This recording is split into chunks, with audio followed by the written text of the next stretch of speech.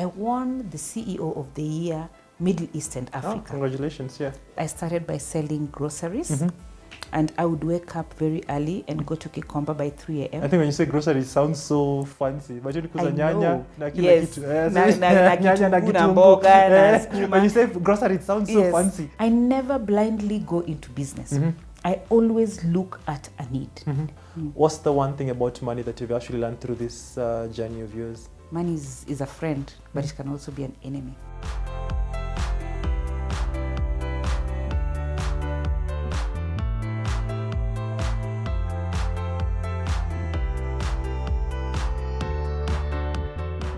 Good evening and welcome to the Late Night Business. My name is Ian Dennis and tonight we have a very interesting show lined up. As always, I'm about to have a conversation with an established entrepreneur in different particular fields and industries, and just want to find out how her journey has been and what exactly some of the lessons we can derive from this particular conversation. As always, I want to remind you we're having our masterclass on the 4th of April. I'll keep on repeating it until all of you guys buy your tickets and get to attend. We're having a masterclass with Michael Joseph on 4th of April at Nairobi Cinema. Tickets are only just going for 800 for this particular exclusive opportunity to meet up and literally ask any question to Michael Joseph and learn from him. So you can get your tickets on madfund.com.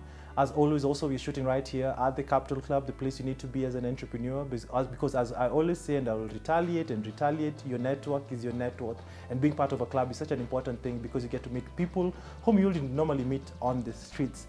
So the lady I'm actually talking about and the entrepreneur I'm about to have a conversation with, she is called Lilian Atho. In fact, I've never had the name Atho before.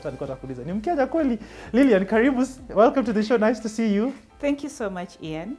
My goodness, you have a very nice hair. You've done your hair quite well. Oh, really?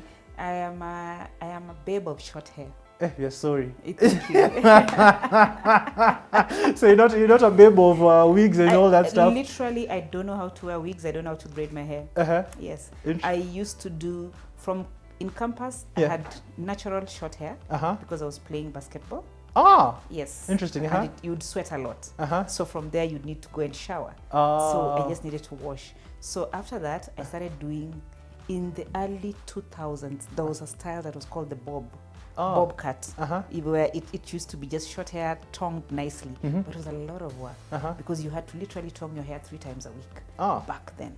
Then when I got something... And those days, you had to go to a salon literally. Hakuna kufanya from home. Thank you. You can imagine. Yes. Then I got this. Oh, my life is easy. I wash it 10 times a day and I'm just okay. No pressure? No pressure. Wake up, do an interview, niko sawa, I don't need to go to the salon. I don't need to go to the salon, yeah. So interesting. I love short hair. The first question I like starting all my interviews with, what exactly are you most grateful for today? Wow. For the fact that I'm alive, I give thanks to God. Yes. Wow, interesting. I think sometimes we always take these small things for granted. Yes, do not. Because not everybody woke up this morning. Yeah. Not everybody is able to speak. Some are able to speak, but they can't eat. Some are able to eat, but they can't move. So if you can wake up, breathe in, walk, thank God. Interesting. Yeah, I think the small things. I like asking this question because sometimes to reflect on the small things, because I think we presume everything is for granted. It is not. Something quite interesting. I want you just to take you back so that you can actually walk this journey together to where you are right now. You'd mentioned you are a teacher before you got into entrepreneurship. How did you end up becoming a teacher? Well, those years then, education was something so big for girls. There were 2 kinds of, professions. Girls were either nurses or teachers. Yes. In my time. Yeah. And it was very reputable. Yeah. They like, a teacher, wow. And then both my parents were teachers. So it was, the daughter of a teacher, who is a teacher. Mwalimu. So mwalimu. Yes. And then those days, literally, everybody was thrown to education. If you didn't get anything in sciences, the next option was education. So there was no two way about it. But I loved it because I loved literature and I hoped I would be able to teach literature. Interesting. Yes. So what, your mother and father were all teachers. What were they teaching? Economics and English. So was economics, was English? Both. Oh, economics and English? Yes. So they met up in class or what? No, not really. Actually, my father, yes, Yeah. he came all the way to University of Nairobi, very good with linguistics and everything, where his soul rest in peace. My mother was married as a primary school teacher. Then my father took her to India.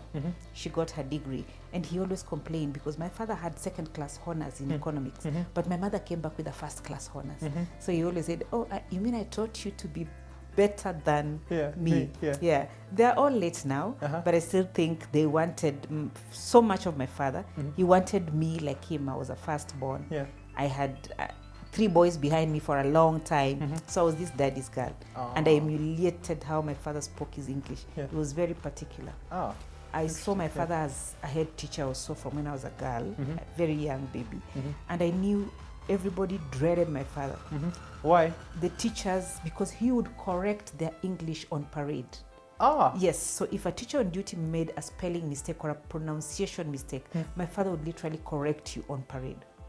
My goodness, so he'll correct teachers in front of other teachers and students? His rule was, if he doesn't correct it there, the students would pick it up and think it's the right thing. Interesting. Yes. So what are do you remember any word that used to correct someone on how exactly to pronounce it? For a long time, we didn't know how to say the word gotten. In fact, I came to understand gotten is a word when I was an adult. My father didn't allow it. You had to find a way of making it look like a past tense without adding a TEN to the word got. Wow. Yes. My goodness. I almost just made a joke of Gotalila. You know that place called... Yes, so the word gotten, I literally struggled with it until I came to say, oh, it's a lingo. I think it's just something that is there. It has come up in grammar and we have to take it up. But my father didn't allow that in his house. You couldn't say gotten. Wow, that's interesting. Yes. And what would you say you learned from your parents growing up? Because these are both teachers. One is in the world of economics. I don't know, what exactly are some of the lessons that you can actually, when looking back, you can say, I learned from them that it has enabled me to be where I am right now? Discipline. You wouldn't joke with your assignments. You wouldn't joke with any kind of work that was delegated to you. If my father gave you work, and you didn't finish it, you'd literally tell you, there are 2 things in the world. It's either you work with your brains or you prepare to work with your hands. And to work with your hands meant you're either going to be a farmer, to dig for people. You used to make it like you're going to be employed by the rich people to dig for them, to clean their houses. So you literally must work hard. And then he believed in smartness and cleanliness. Like literally, I think those are some things that I've refused to get out of my brain. I also think I'm OCD when it comes to cleanliness and being neat. I'm able to tell when you move my things from my desk. Yes. If you move something here, you'll know. I'll get in and I'll rearrange it quickly. My goodness, I can try to imagine how your team goes through that. Yes. They must be going through hell. I first touch and see this one was moved here. I take it back to where I want it. Yes. Interesting. Yeah. So you went to school, what was it called? You studied literature, and then you told me you went to Jamhuri High School, of all schools. How was the experience? In those years.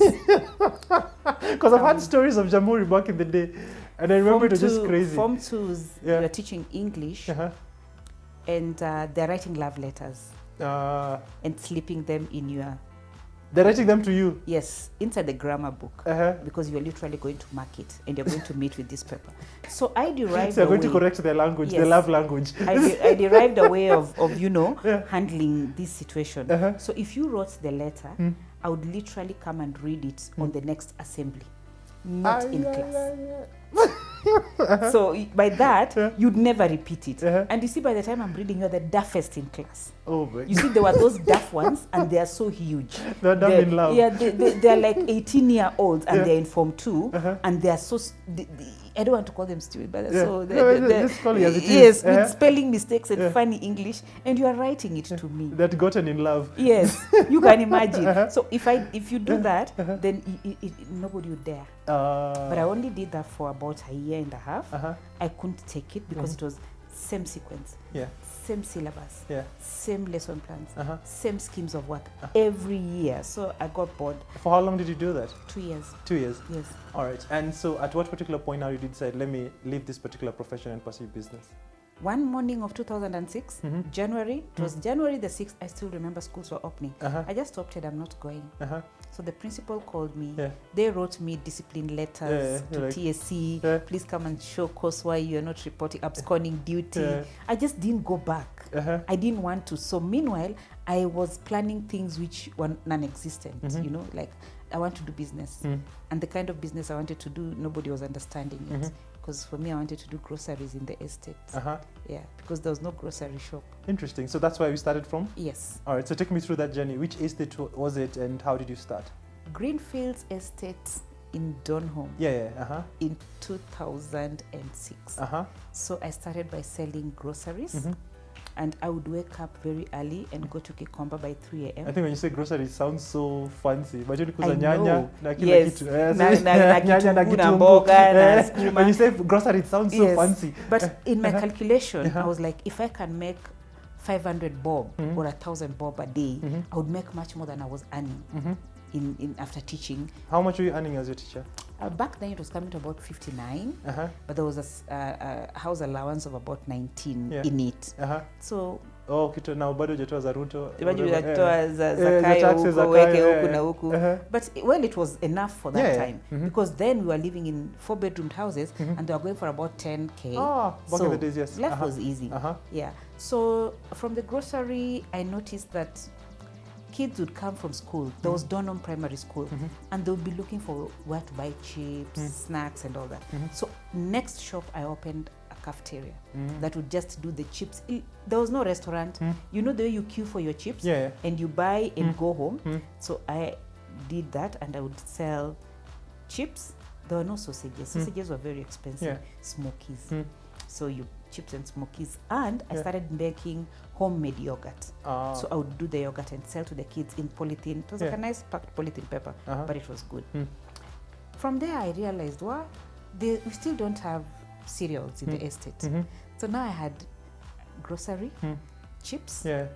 Now I have cereals, and I brought in a butchery. So this is how my day would be.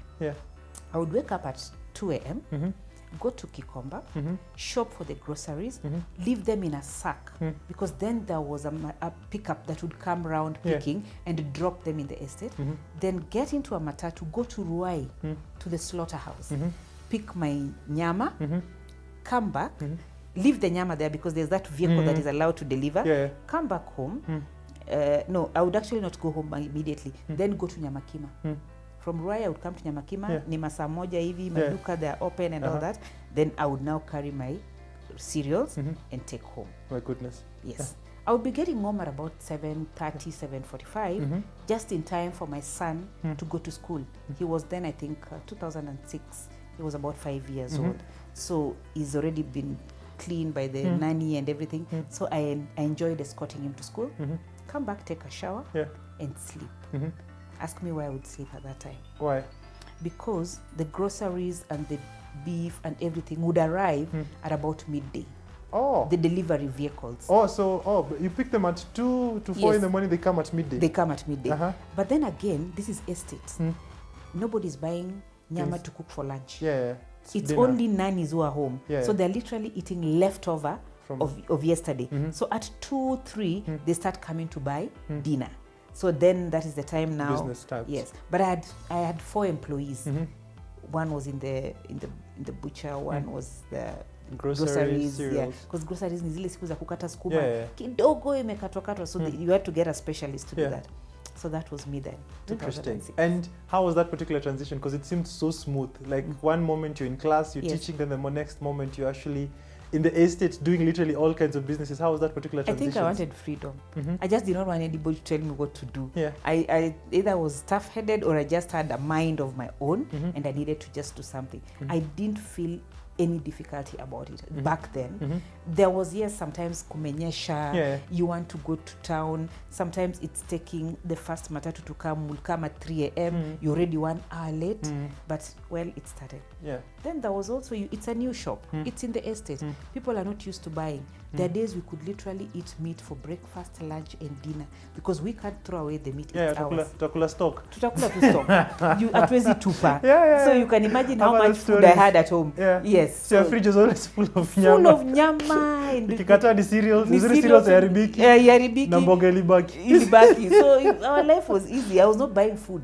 So I was saving on buying food for myself because then kuna ile sukuma nilipewa extra pale nikibai sokoni. Hiyo ndio yetu ya home. Interesting. And what did you learn from this? Because I'm sure there are lots of guys who are watching this who want to make that particular jump from employment into business.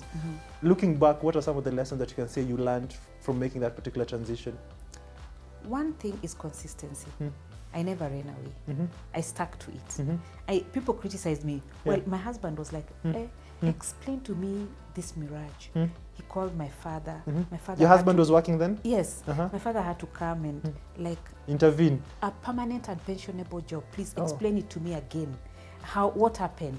So he had to go speak to the principal. Was she bullied? Who bullied this one? Or is the love letter? Or is the love letter? The principal was like, this one is the one bullying people. What do you mean being bullied? Like how? Did she do anything that would warrant her to leave school? Because now they don't understand. They're trying to get it. Doesn't make sense. It doesn't make sense. But I can tell you, consistency has been my motto. I don't give up easily. For you to get me out, you really must have really done something quite hard. Yes. And then, so how now was that particular transition now into setting up the main business right now, the Real-Time Global Group? How now did you end up from now doing the local the business within the estate now to want to now explore bigger business? So one time somebody comes up and says, there's a place that needs a restaurant. A big one in Kilimani. So I'm like, a big restaurant, yes. No KTN Home sayo. Mini Kodoni. So I said, okay, let me go check it out. So I came. Medical practitioners and dentist board had just built a brand new building. It was looking good. So they needed somebody to come in with their own furniture and just start. Well, it was costly with loans and everything. I started at that point and got chairs, got everything, got chefs and that.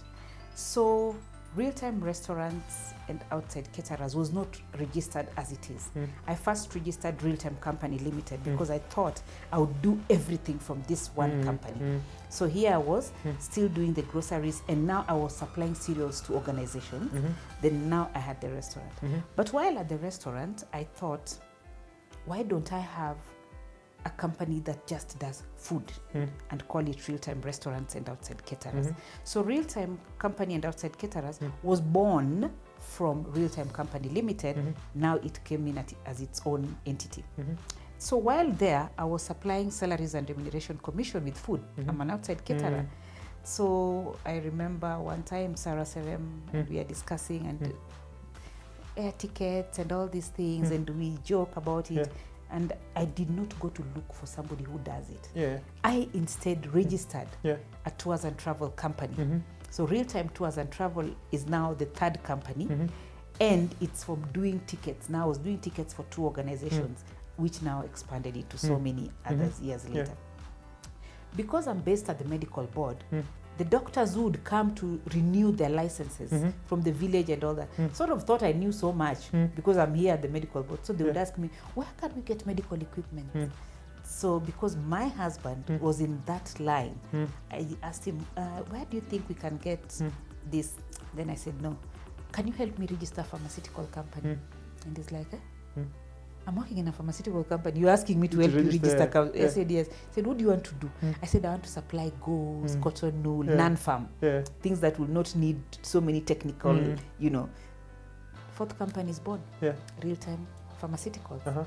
So after that, then we have come down to Real-Time Logistics because now when I travel a lot, I realize people need to move their goods and everything. So Real-Time Logistics is born because of a trip that we made to China. Then from logistics, I come back and I realize, I think now I'm becoming afraid. I think I have some little money in my pocket. I registered a security company. Interesting. So probably what I'm getting is that you see an opportunity, you go for it. Thank you. And I don't start without an opportunity. That is my motto. Interesting. So, because sometimes it looks, I think I was having a conversation with some friends last week. You know that mantra that says, a jack of all trades and a master of none. Yes. And doing this topic there, but it actually say it's better than a master of one. Yes. I think we always try to push that narrative that being a jack of many trades Yes. is actually bad. Mm-hmm. But in your particular journey and your endeavors, what do you think, what's it called? How can you debunk this narrative of being a master of many things is actually possible? I want to tell you one thing. What I know is that do not start a business because Ian is doing it. Start a business because of a need. So I look into, is there a need? My final company now came in as Real-Time Foundation. What I did was that there was a need that after I have made profits in 7 companies, what do I give back to society? Real-Time Foundation is a non-profit organization that takes care of the boy child. Why the boy child? I am so passionate about the boy child. Everybody has come out to support the girl child and completely told the boy child, mwanaume ni effort. Now this effort, the school fees they pay is the same. These are all 18-year-olds. They've just finished high school. So this boy you are telling effort and you are working hard to get funding to sponsor this girl to the university. This effort is going to remain digging in the village. This girl is going to be promoted way up there. Now, this is how the society is coming down. Once she's up there, her age mates are digging in the village. Who is marrying her up there? So someone single and independent. No. She's then looking for sugar daddies who are able to buy gari, who are able to buy apartments, who are able to buy. So in a time coming soon, we will only have men in the village and young girls married to old men. Give me that society. It's a weird society. Thank you. Yeah. And that affecting the boy child, the boy child has come up with something that we never used to have in our society where we were born. Now we have a boy child who is a wife. Yeah, it's true. Because they can't. How do they treat that university girl? Then you went through this. You're in the same you're in the same year. But ni unalipa dinner. Unitoa pesa wapi? Sema mwanaume ni effort. So hii effort inatoka wapi? You're all in school. So I'm trying to encourage people, let's bring this boy child to the same length where we've brought the girl child. Wow. That's interesting. So that this boy child, even if it means atapita msichana kidogo, because we know mwanaume ni effort, pay for them fees, all of them in campus, but be sure that the boy will go an extra mile. True. Because the boy has to say, well, from where I was born, I'm sorry, I was brought up in a Christian home. We were told our fathers are the heads. I've tried to change this so that my father comes down and my mother goes up. It's not working. It can't so work. It can't work. The society has brought so many things. But I am one of those people who are old school, who are still fighting for that old society. Interesting. And I agree with you. So on that particular point, we're going to take a short commercial break, and I'll just shamelessly plug my new book. It's called Food for Thought. And primarily within the book, I actually have quotes around manhood. Primarily one of the things and about bold child and some of the sentiments that you share. I actually agree with them, so you can actually get them at the textbook center.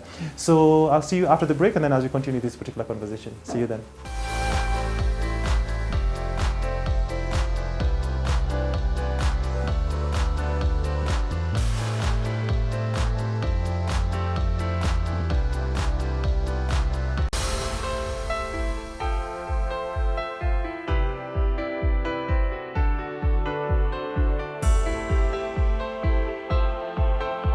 So welcome back to the show. Before we went on a break, we were just going through this particular interesting journey with Atho and how exactly she was a teacher. She decided to quit her work as a teacher, started off in the estate, built the businesses in the estate, saw the opportunities, now started building different corporate businesses, which is such an interesting journey because you can actually trace it to where it started. Yako at least tuseme ni ya God. As people always say, yako ni ya struggle. Kabisa.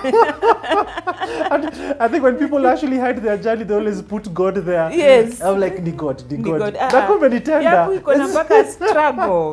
You know? So there's something quite interesting that I'm actually just getting from your journey. The ability to literally start from nothing and trying to build up. Let me just break down to me this particular, what's it called, your formula. How do you set up a company from zero to literally building it to a point where it can pay employees and become profitable? Okay. We are building a company from a point of need. So by the time I am registering a tours and travel company, it means there are people who want tickets. So I'm not putting in my money. Actually, my money would end up at Sharia House.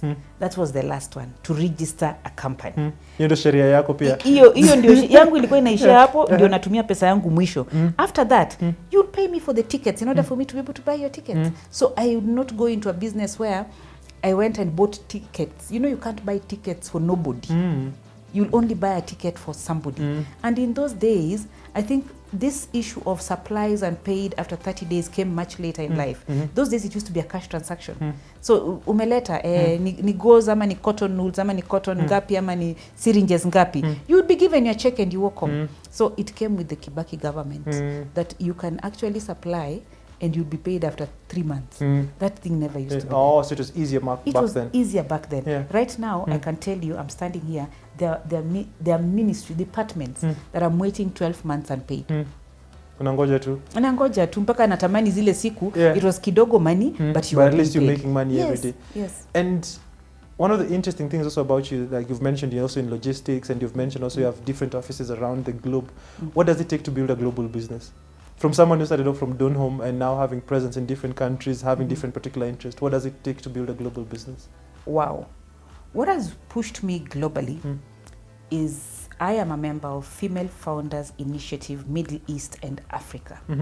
So we get to meet as a group of women. Remember, it's Middle East and Africa. So when you talk to these women, some are actually staying in America, some are staying wherever, but then we got something called exposure. So for me, it's still that kind of mantra, the need. Only do it where there's a need. So why do I come up with a logistics company? Is because I'm in China and there's a problem of Zimbabweans having to get their goods to Zimbabwe from China. I took up the opportunity, registered a logistics company, set up an office in China, and life moved on. I go to Texas and there are these people who are saying, I've been living in the States for 30 years. I want to take, there are those chairs you love. There are some things that you really, and I want to take them. Sentimental. I want to take them home because I want to go back home. Why not? Put up a logistics company in Texas. And that is it. I never blindly go into business. I always look at a need. Yes. Interesting. And a key thing is that you've mentioned the starting point is about getting that need. But I think the biggest detriment to most businesses is the ability to scale. Because unaweza niyo kidogo inakupea hope, but how do you able to scale? How do you go about scaling a particular business? I believe in professionalism when it comes to scaling a business. You don't just take $1 million and pump into it because somebody has told you we don't do pyramid scheme in business. Don't do pyramid. Just take it a day at a time. 2006, 2024. How many years are those? My goodness, that's 14, almost 17 years. Thank you. And I started going out of this country to other countries in 2023. Yes. All right, interesting. So I didn't just start and boom, watched this grow. This is settled, yes. The restaurant is working, yes. Now out of the restaurant, we are doing tickets, yes. Tickets on its own. It's what I also did not do is I did not put Brew into one company. Now you do a jack of all trades that you are saying. No, I didn't want a jack of all trades. So that's why every company is registered on its own. It's an own entity. Registration, it's a banking account system for everything on its own. Interesting. And in terms of what's it called, because you've mentioned the different particular companies, how are you able to put your hands through everything? Because there are around probably 7 different entities that you run. How are you able to put your hand across all these particular companies? Nice question. I have for a long time been a hands-on. Until 2022 thereabout, you could wake me up and I could tell you exactly what is happening where in all the companies. But as you grow, it gets to a point where you now have people who must report and who must report. So now I have a general manager, I have an SMT, and I have heads of department. So now the report that I get comes from the GM, because now then I can't go down to... So the GM is in charge of all those entities or specific entities? He's in charge of all, he's the general manager for real-time group. Now under the GM there is SMT who is... What's SMT? Senior management team. Oh, senior all right. Yes. So under senior manager, there's a finance manager. He's in charge of all the finances. there's a legal, there's a HR, and there is a business admin.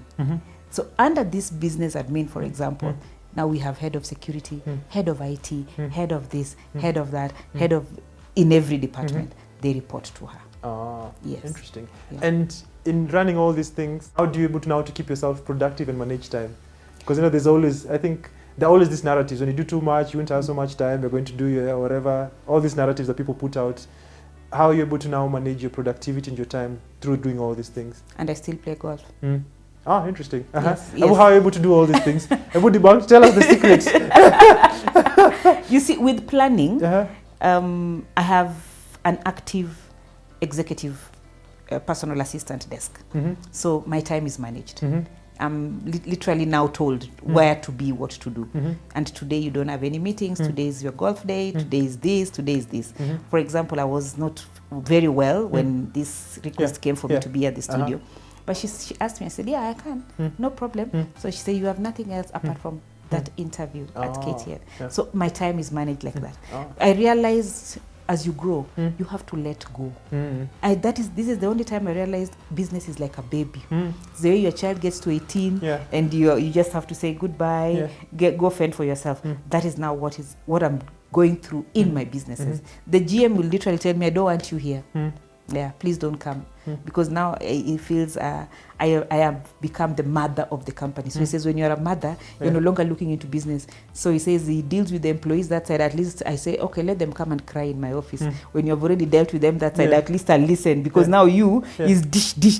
At least now they have somebody to listen to. So he said, we don't want you here because when you come, everybody wants to come and cry in your office. So then there's no work going on. So I try in between, but it's very difficult when you're a hands-on to let go. It's really hard. Interesting. Yeah. When success comes, of course, money comes, and here you are. What's it called? You started off your career as a teacher on just mega pay or KP, and then here you've managed to start your businesses and become successful.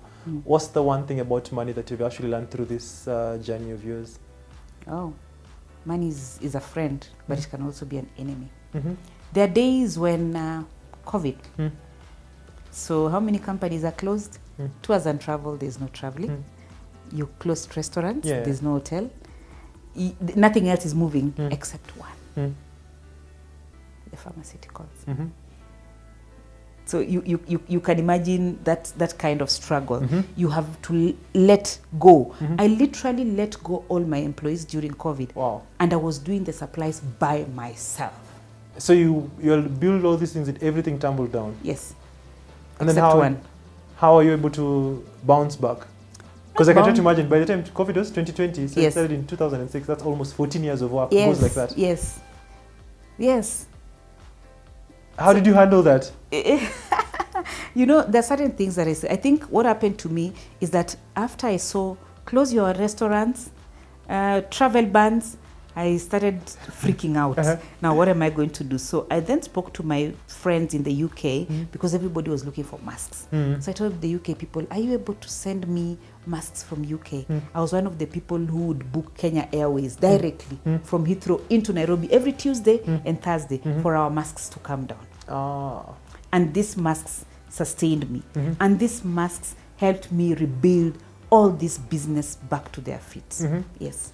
And I think that's something very interesting, ability to rebuild, which not many people have. I think, how are you able to get that strength? Because you can try to imagine, that's 14 years of work, just literally just gone like that. Why did you garner the strength? Two things. I went into business because I wanted to do business. So there was already the love for business in my heart. Secondly, consistency. I was this kind of person, I didn't want to see failure. Like I said, failure, you are not my portion. You will not go with me anywhere. I will just leave you sitting here and I will just fly and do my things. So I did not want to be that person who says, yata huyu alianguka. So I sort of braced myself, yes, it's happening, but it's not going to bring me down. So I took it like a sabbatical, like I'd just taken a break. And I can tell you, when we came back after COVID, we came back much bigger, much stronger. Yes. Interesting. And also there's something quite interesting, because I'm sure there are different people from different generations that are actually watching this. And you had mentioned you coming from an old school generation, me, I'm in the millennial generation, whereby things have become normal. And I believe in your generation, primarily, it was whereby a woman is supposed to do this and this, but here you went ahead and defied the things that, quote unquote, the society had actually, what's it called, enclosed you in. You're supposed to go through your career, you're supposed just to be a wife and do this, but you went above it. How are you able to break out of this? Because I know also still there are people who are actually locked up in societal narratives. How are you able to break out of this, to literally go for your path? Remember, I'm married, so my first critic is my husband. So by that time, you already know, wow, there's war here. Like, how are you living an 8 to 5 o'clock job to just run about 3 a.m.? You are 3 a.m. You're telling a husband, you know, I'm leaving to go where? It doesn't make sense. Wapi. And then by the time he's going to work, you're not back. Then by the time he's going to sleep, you know those estate kiosks that go until 9 p.m. 10. You go home, you find him asleep. So remember, you have no communication. It was not very easy, but I think all that he needed to see was what I was bringing in. I think it was such a motivation that at the end of the month I would still sit down and he would say, so what do you need this month? I said, don't worry, I'm sorted. From my business, I have done shopping, I've done this. Then that kind of interest. But also, I think let's not so much build on this is what a woman is supposed to do. I agree. We are past that kind of generation. It's that's why when people sit and say mwanaume ni effort, I feel so bad. Because let's also just help this mwanaume to just do it the normal way. Hii effort inatoka wapi. So there was the castigation. How do you leave this job? Everybody kuna kitu amefanya. It's not just normal. For me, I'm looking at waiting for 30 days ndio nishike pesa. It wasn't happening. And then so I said, hii nashika daily. Nashika even after every 30 minutes. That was interesting. Yes. Interesting. And also something that you mentioned is the aspect of governance. Let's say, like you'd mentioned, your husband is a chairman of the group. At what point now did you set up the board? What's it called? At what point did you decide to set up a governance structure, and how important is it for anyone to set up a governance structure? First of all, he was working. 8 to 5 job. So first of all, you should ask me, how did I even make him a chairman? Okay. How did I even make him? How did he even resign now to come? Now, when business is growing, I think he sort of felt, which I also felt. Now I needed that personal attention on me. I needed to be defended. I needed somebody who would even speak on my behalf. So I asked him, at this point, would you consider leaving your job as a product development manager in a pharmaceutical manufacturing company to come and chair my board? Well, unfortunately for him, as I was registering all these companies, he's holding 50% shares. We never discussed it. Me, as I go to register, we just go with his ID, fill his details, so he's just there as a shareholder. One time somebody asked him, I've seen something your wife is doing. I don't know what happens there. And sometimes even to date, he still forgets. He said, I'm just the chairman of the board. I don't run the company. It's the CEO who runs the company. So once I was assured of that support, then I think broad consultation, and now we would sit and tell people what we are doing, and we had our legal team advisors and say, where you have gotten, now you need a board. And when the board comes, the board is going to advise you. So we have board members as far as in Canada. We have board members from Dubai, like my board member in charge of my finance is from Dubai.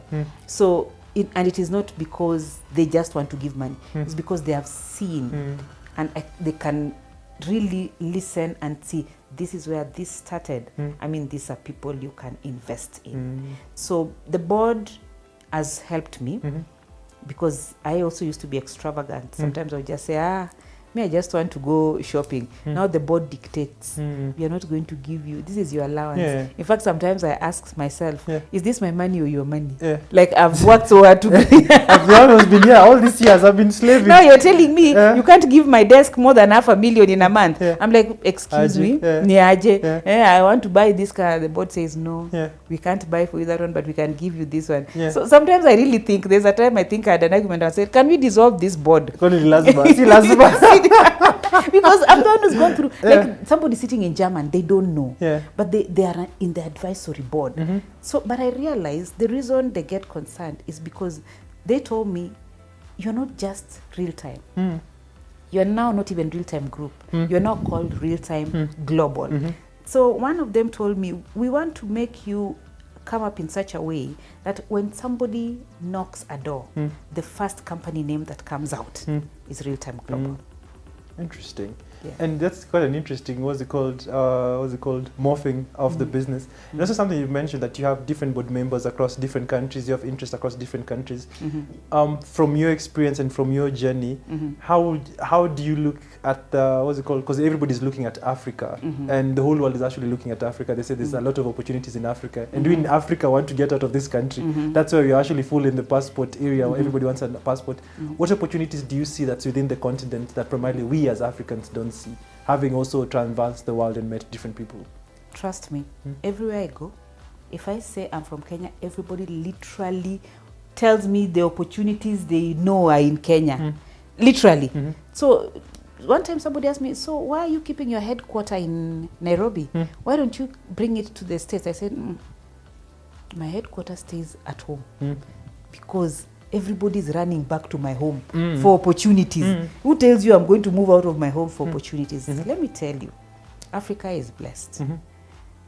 I've been to Europe when it's winter and we couldn't do anything. I've been to Europe when it's summer and you couldn't move out.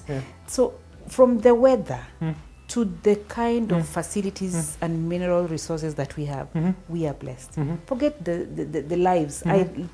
In the States, in 3 days, natamani ugali hata siezi pumua. Nataka tu skuma. In fact, my staff who've traveled with me know that on the last day, the trip coming back to Nairobi, I always make a call at the airport. Nikute skuma, na ugali, na nyama kwa meza. You're done with all the fries and even all those things. If I'm landing at 6 in the morning, nikute tu ugali. You know, the way you miss. In South Africa, one time I had to look for until I was, it's called pap. I said, give me that pap. So I said, can I have pap and carbs and something? Do you know how they serve it? Nikabakuli. Ugali iko chini, hiyo pap yao. Nilimwagiwa hiyo mboga juu yake. Like, this is my ugali and we don't eat it like this. My producer is cringing. She likes taking ugali in the morning. Even I wonder, how do you take ugali in the morning? Trust me. And maybe she knows. You miss home and it's so different. But I may say politically we may not be privileged as Africa. Economically we may not be privileged. But what is bringing that person from the first world to just come and invest in the third world? It means we have systems that people see opportunities in that we do not. For me, having traveled, I'll tell you literally there's nothing out there that you don't have at home. I go there for opportunities. Grab what I am able to grab, bring it back home. Because you've had an interesting journey, what's it called, almost 20 years in business. You've been from nothing to where you are.